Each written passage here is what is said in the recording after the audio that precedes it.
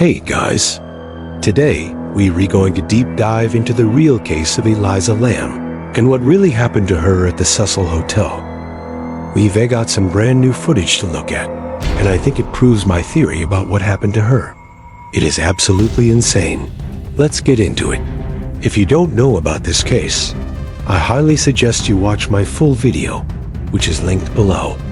But basically, Elisa Lam was a 21-year-old Canadian student who was traveling in Los Angeles. She was staying at the Cecil Hotel, and on February 2013, she got into an elevator and was never seen again. Her body was found 5 days later in the hotel's water tank on the roof. The police ruled her death a suicide, but there are so many unanswered questions.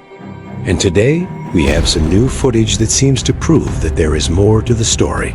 First things first, here is the new footage that has just been released from the hotel security camera.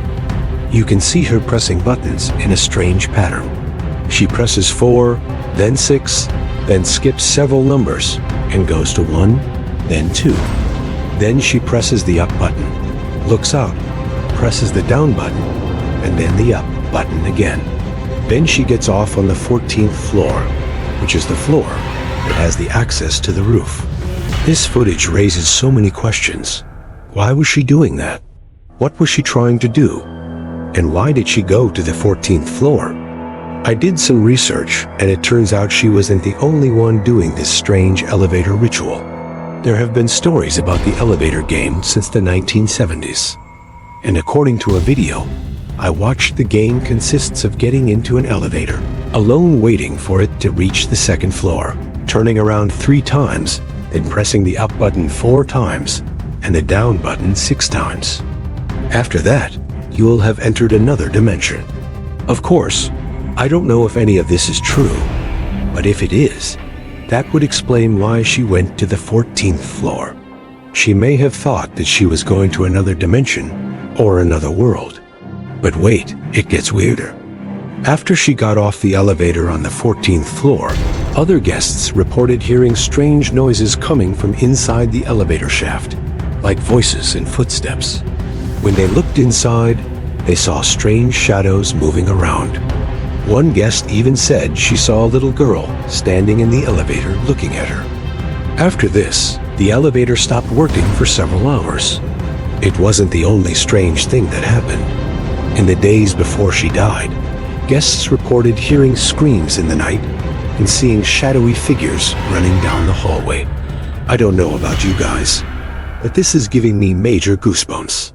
I think this is all connected, and I think she never came back alone. I think whatever or whoever was in that elevator with her brought her up to the roof, up to the water tank, where her body was eventually found. I don't think she committed suicide. Her journal had some very disturbing entries in it, written in the days leading up to her death. In it, she wrote about feeling like she was losing her mind. She also wrote about feeling paranoid and having bugs crawling on her skin. She even drew pictures of insects with X's through them. It seems like she really was losing her mind, and maybe that's when she decided to make one last trip in the elevator, play one last game, and see if she could get away from all of it. Maybe she didn't want to come back. Maybe she didn't want to be saved. That's my theory anyway. I think she never wanted to come back from whatever it was that she went to in that elevator. I think she stayed there, or she died there, and her body floated back down to the 14th floor, and that's how it ended up being drained of all the water. That would explain why there were no signs of struggle, and why her backpack and phone were left behind. Of course, this is just a theory, and there is no proof that any of this is true. If you have any thoughts, please leave them in the comments. I really like hearing what you have to say. Also, if you haven't already, please subscribe because it really helps me out. Thanks for watching, and I'll see you next time. Bye.